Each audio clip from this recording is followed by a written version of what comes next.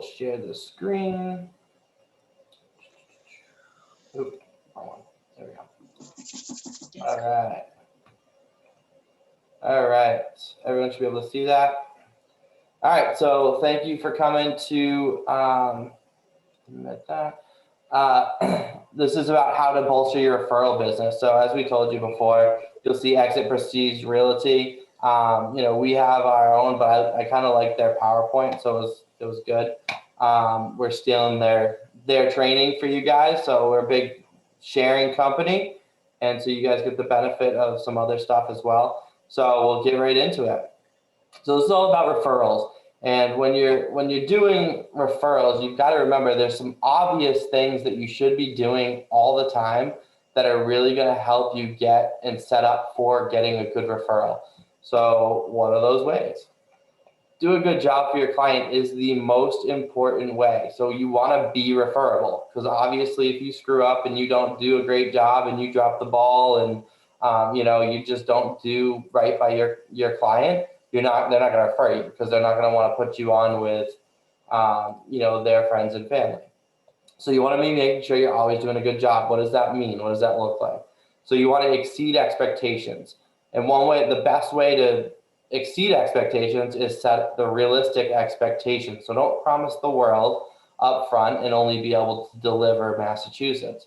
So you want to make sure that you're really setting good expectations of what you know you can do, what you know you will be able to do, and then you also want to maybe even set them just at what you definitely are going to do, and then be able to exceed them by going above and beyond. Communicate effectively. So this is a huge, huge trust point with people. So if you cannot communicate effectively with your clients, they're not going to be able to know, like, or trust you, so they're not going to be able to refer you. So make sure communication is concise, make sure it's factual, make sure that it is effective, so that you're communicating with your clients the way they want to be communicated with, or the way they need to be communicated with, and then they'll be more apt to refer you and trust you enough to send you on to friends and family, and solve their problems. So, I'm a big believer in, staying in your lane. So this does not mean you need to have all the answers. This just means that you should have an arsenal of people that can solve those problems. So if it's a mortgage question, make sure you have a couple of great mortgage people that can potentially jump in and answer those questions. If it's a law question, make sure that someone can jump in on the legal side and be able to answer legal questions. So you want to be the problem solver or the problem connector. So that's definitely some things. These are the 4 kind of obvious things you can do that are going to make you and let you stand out to be referable. Colleen, feel free to jump in, because I know you've got a lot of stuff because you've been working with Buffini and whatnot, that if anything pops in, just jump in, all right? So be good at what you do. So focus on your specific area. We always talk about your centers of expertise. So you want to make sure that when you're an expert on something, show it. Make sure that they know that, this is what you're really good at. This is exactly why they hire you, exactly why they want you as their realtor, and make sure that it's focused. So, that's where the staying in your lane comes in. Go ahead, Colleen. Just ultimately, because there's so many agents, I think there's like 1,800 in Indian River County. To really separate yourself apart, you just really kind of focus on maybe investment properties, or really be good at converting, first-time renters into first-time home buyers. Kind of just know one specific area and be able to say more than just like a few different things, and it will really impress people. So just find your niche, or find an area that you really find interested in, and the people will come. Perfect. So just be good at, that, like she said, she hit it on the nail on the head. If you want to focus on for sale by owners, be the best for sale by owner, agent that you can that is out there. JT, we talk about all the time how he was an excellent expired listings person. So he was an expert in that field, and it was really good for him, and it will definitely, foster some good referrals for him on that area. So focus on a specific area, be an expert in that 1 or 2 areas, and then, everything else, you can be good at, proficient at, but if you're really focused on those areas, you're going to get referrals in those areas. So determine what you want to be known for in the industry, for instance. All right, the next one, ask for the referral. This is the most simple thing that we don't do as realtors. We always forget to ask for the referral. And maybe it's just, oh, it's not the right time, or it's this or that. Whatever the excuse is, you have to ask for the referral. We're going to get to it in a couple of slides later. But you don't have to force it. You can definitely pick out the right time, but you've got to ask for it. And the best time to usually do it is right after it's closed. You just represented the buyer or the seller, and you say, hey, listen, I feel like we had a really good relationship. Do you know anyone else that's looking to buy or sell? I would really appreciate the referral. It would really mean a lot to me. It's going to help me hit my goals. Whatever you want, whatever script you want to put in, you definitely want to have something ready to go and your process sorted out, so that once that deal is closed, you then have a process to ask for that referral. I actually think you can even do a step earlier while the process, you're in the process. I say do it halfway through, and when they're looking at properties, like, hey, do you know of anyone who also might be interested in moving down here? There things, especially when things are going smoothly, people are going to be talking about the process, and they're going to be talking with other people. And just ask, like, do you know anyone who might also want to be moving down here? Please give them my information. I'd love to be able to help them out too. So always think halfway through, think about the next sale so you can ultimately get 2 for 1. Yeah. And the best thing too also is you don't only have to ask once. So if there's several different opportunities throughout a transaction or throughout the relationship where you feel comfortable enough asking for the referral at that point, don't feel upset or don't feel shy about asking multiple times. We're saying, hey, listen, we really appreciate any referrals you might have. Have you been able to talk to anyone recently that you might know of that's looking to buy or sell? I know we spoke about it before. I just kind of wanted to remind you, love referrals. So I want to take care of your people just as well as they take care of you. Those kind of things. So it's okay to actually ask several times throughout a transaction. Just kind of remind them that that's what you're looking for and that's the goal you look to accomplish. Okay. So we just kind of went over that. Every time you get a chance, beginning, during, and after a transaction, this is a great time to ask. As I said, multiple times throughout a transaction is okay. And it just gets that top of mind. So if you're working with someone for, 45, 60 days, and you've asked them 3 or 4 times for referrals, most likely they've talked about it with their sphere of influence that they're buying or they're selling. And so the conversation is going to come up naturally. So if you're asking them and you're top of mind, as soon as that, and you're teaching them on what the buying signs are for them to look at to drop your name or your card, then you're more apt to get referrals. Like, hey, if you're talking throughout the process and you hear of someone that's looking to buy or sell, would you please drop my name or give them my card? That's something that you're teaching them now. You're training your clients to be your referral sources. So, if you're top of mind, as soon as they're talking about it with their friends or family, they're going to be able to drop your name or your card. So just make sure it's always a conversation piece that you're having. So this is a topic that I know that we don't like talking about necessarily, but it's really important. So discuss what you do and how you get paid. So take them through, educate your clients on your process, how you work for them, how you get deals done, all the things that you do and you put into it and all the work that goes into it, and then also how you get paid. You don't need to tell them the amount, but you can say, hey, listen, I work for free until the house closes.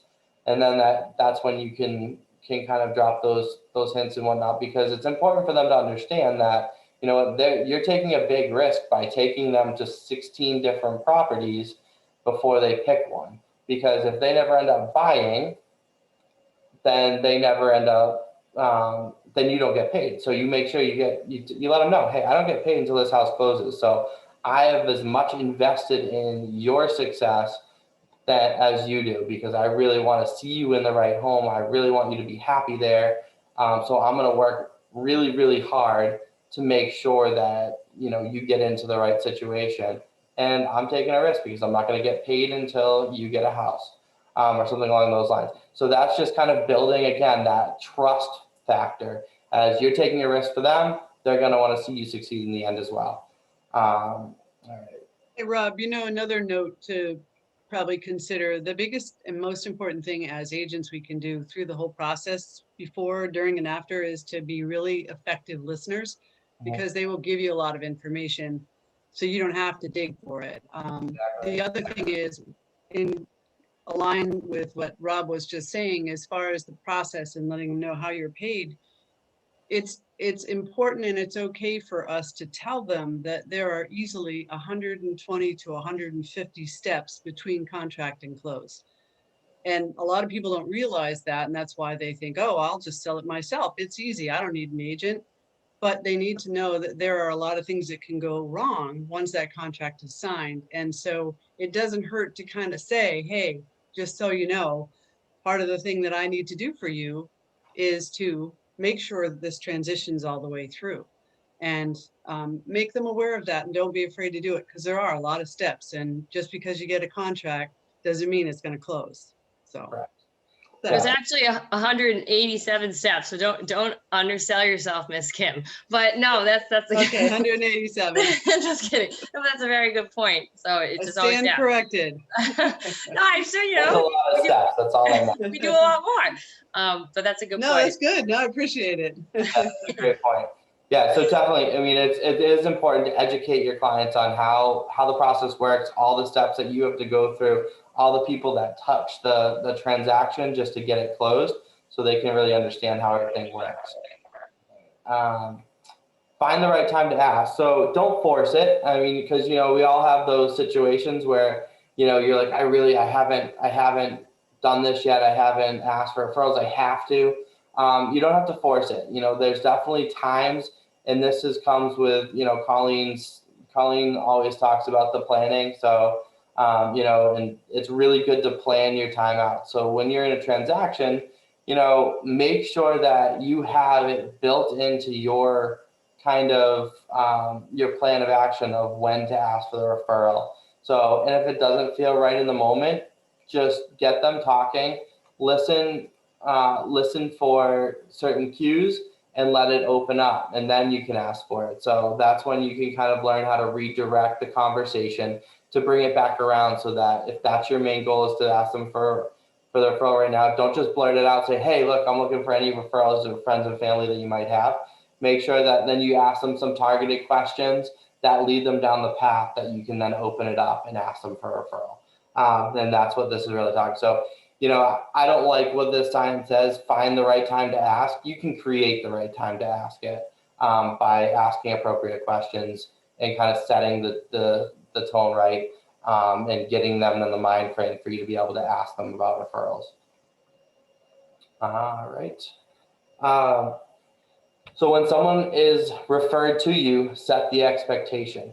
So you definitely want to make sure that you're setting the proper expectations up front. Like, hey, I'm going to call you at XYZ time, and we're going to discuss X.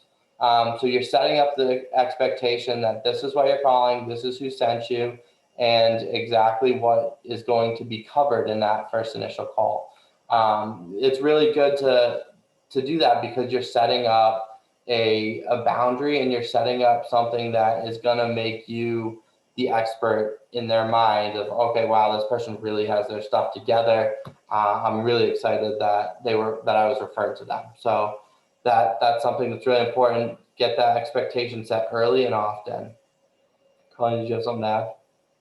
Just come off professionally, like how he is. He's dressed presentably, and he looks like he's a go-getter. So just honestly, the first impressions, a big important step, and I just come off professionally, and I kind of think it sets the foreground moving forward.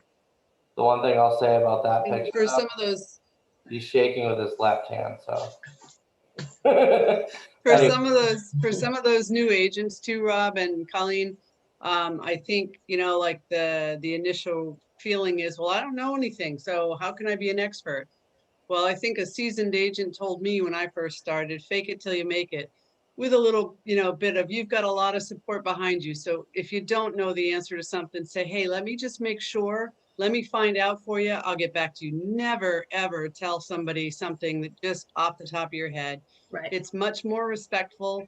for a client much more professional if you say, look, let me just confirm that, I'll get back to you. It's okay to do that. And if you don't know everything, you still know a lot more than they do. So feel confident that you are the professional and you do know more than your client does. Yeah. Hope that Yeah, helps. and it could be as simple as, hey, you know what? That's a really great question. That's something I haven't come across yet. I think I know the answer, but let me just confirm it, and I'll get right back to you. It's a really simple thing, but it really sets that trust factor. I mean, really, and I mean, I've said it several times. That word trust. That is the most important part of getting referrals. If they don't trust you, they're not referring you. So that is something, if all these things that we've talked about is really, developing that trust between you and your client.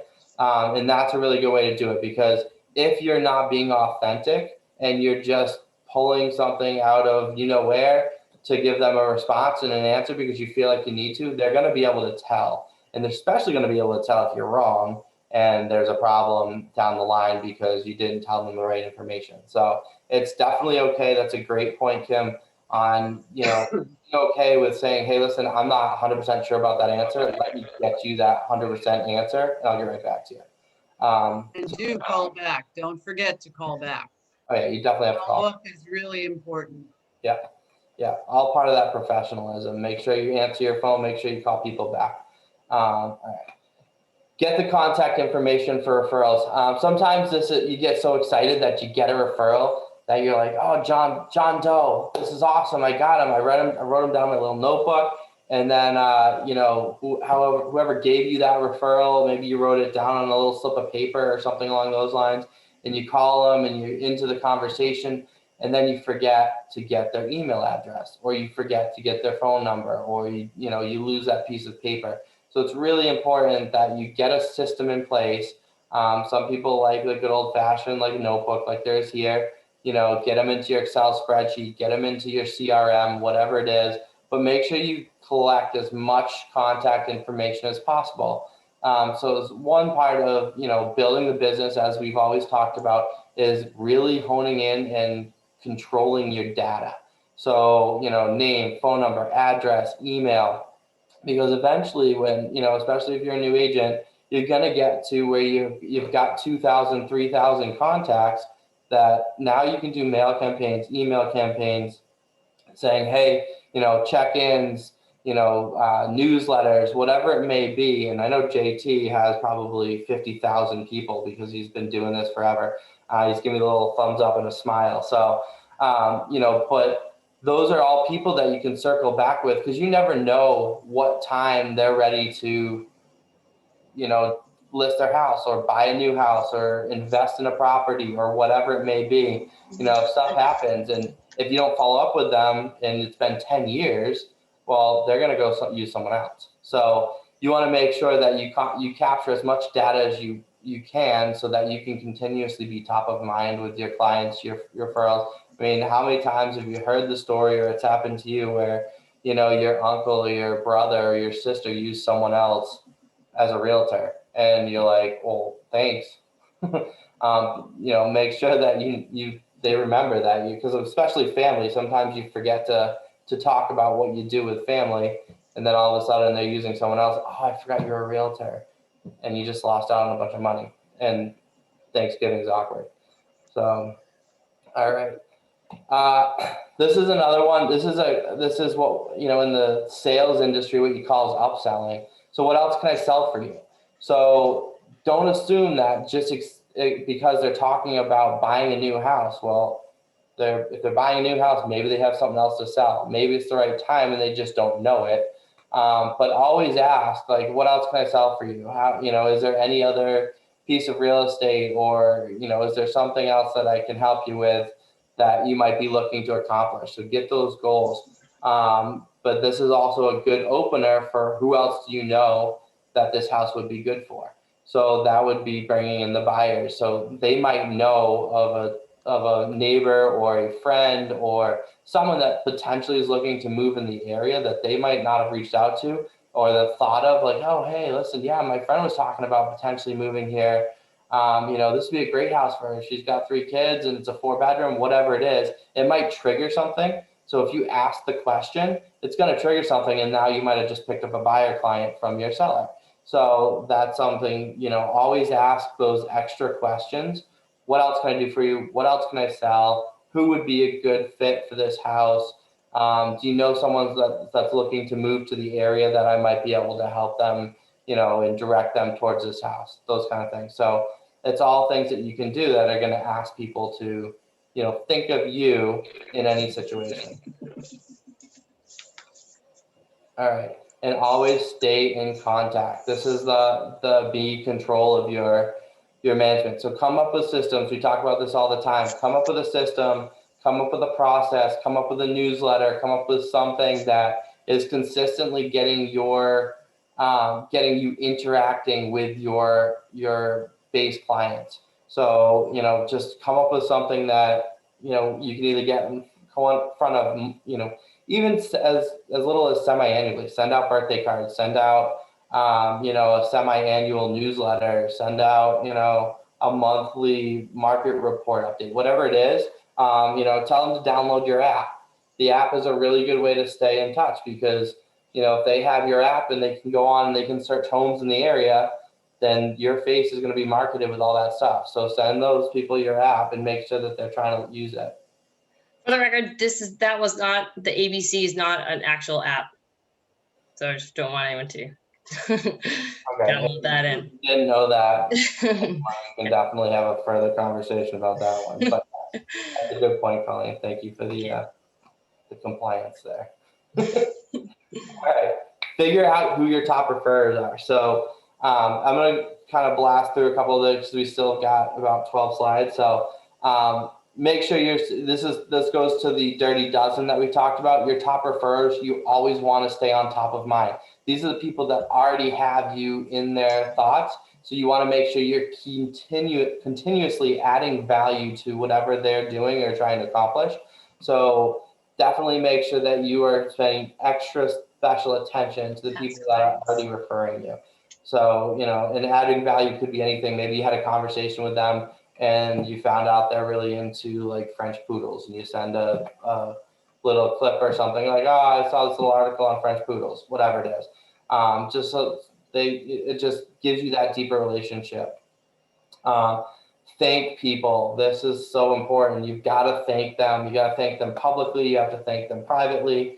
You want to make sure that you are so appreciative that they thought highly enough of you to send you business or send you their friends, families, top clients, whatever it is. So you want to make sure you're thanking them. You can't thank them enough. And it's another point of contact. Yeah, it's another point of contact. That's a perfect point. And also, every once in a while, send them something too of value. So it could just be like, hey, just thought of you. I know you love Starbucks. Here's a $5 Starbucks gift card. Coffee on me.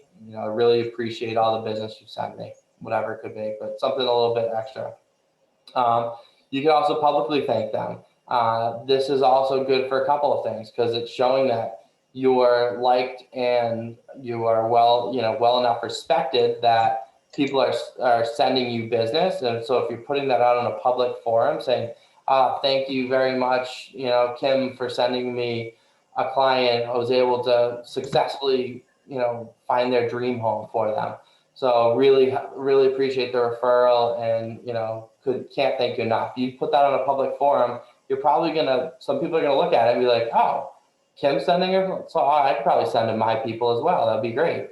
I know she's going to take care of them. So that's just another thing that kind of gets you in the public eye. It publicly thanks that person so they feel special, but it also puts you out there as someone sending you business and someone's really, think you're doing really well by them. So you're going to do well by, me as well. So that's something that it kind of is twofold. So publicly thanking people for referring you business is a big thing as well.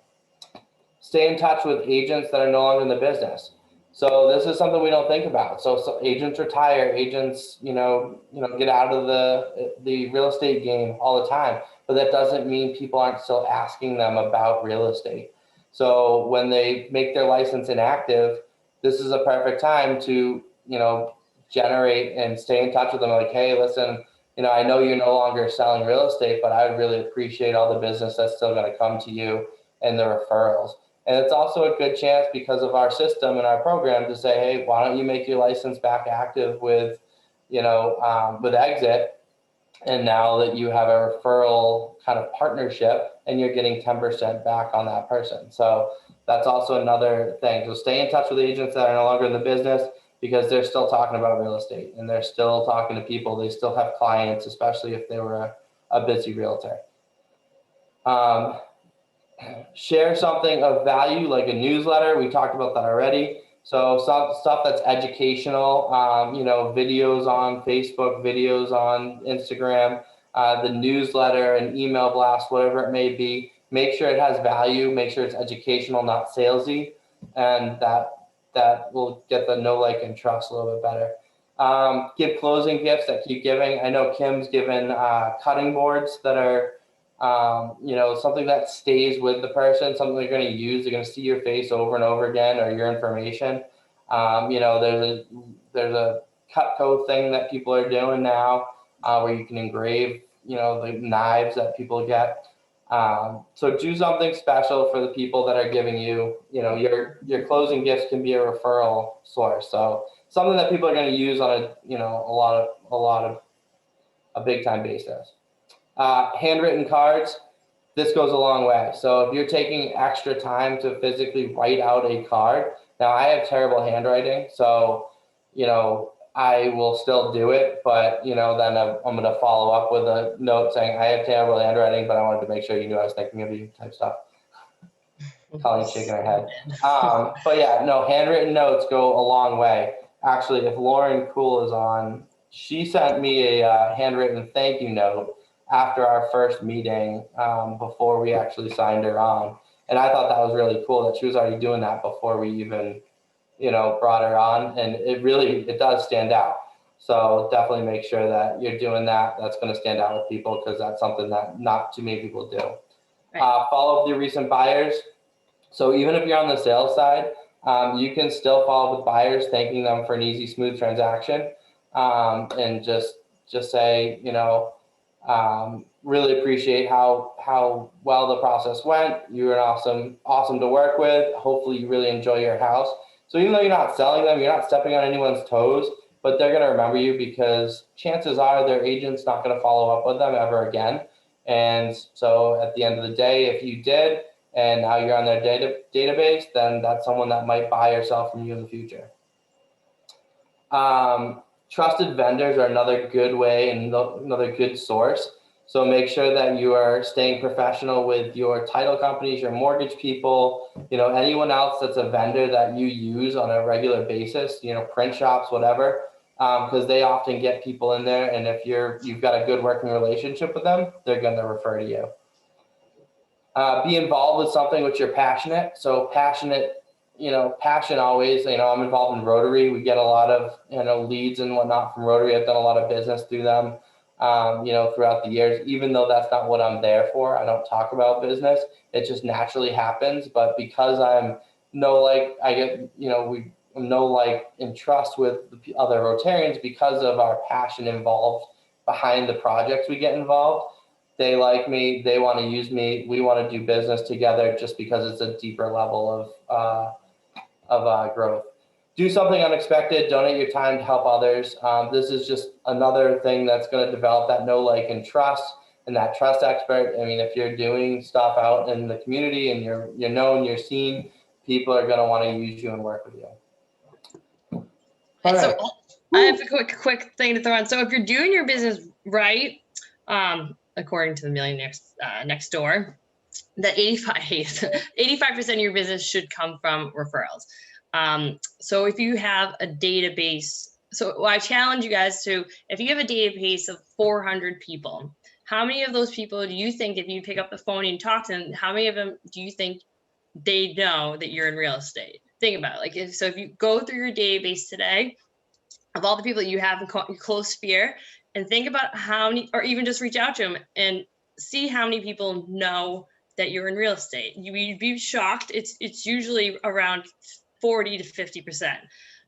you can't get business from people unless they know you're in business. And the easiest business to get is through family and friends and past clients. So touch base, I find the easiest excuse right now to touch base with people is just to call them and say, hey, I just wanted to reach out to you. I know we're still in crazy times because of COVID, and I just wanted to make sure everything's going all right.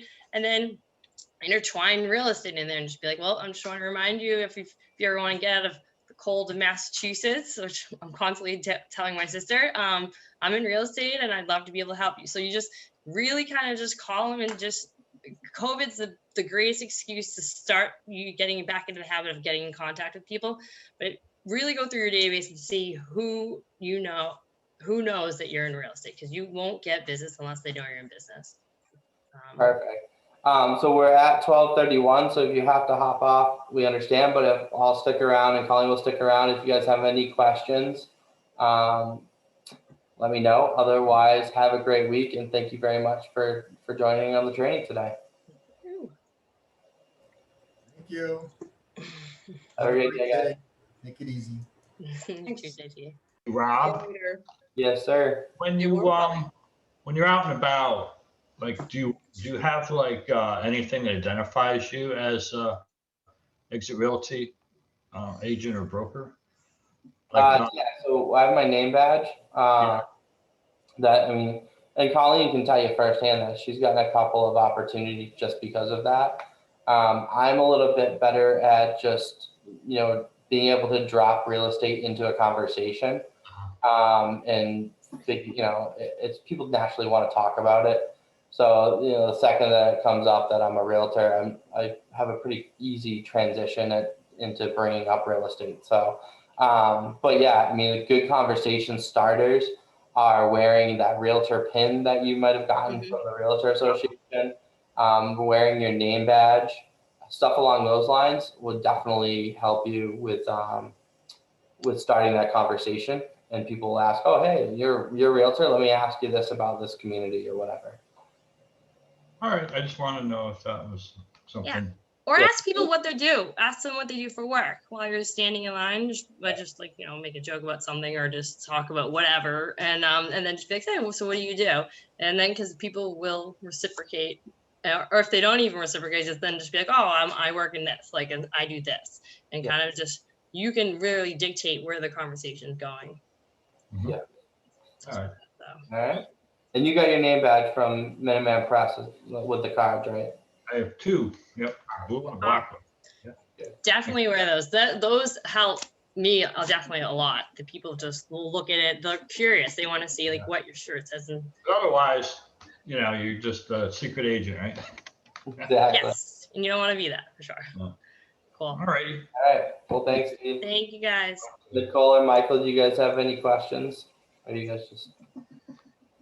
No, I'm listening to your conversation. I'm gaining all this information, so I appreciate it. All right. All right. Well, Thank you. Thank you. All right. Thanks a lot. Bye, guys. Take care.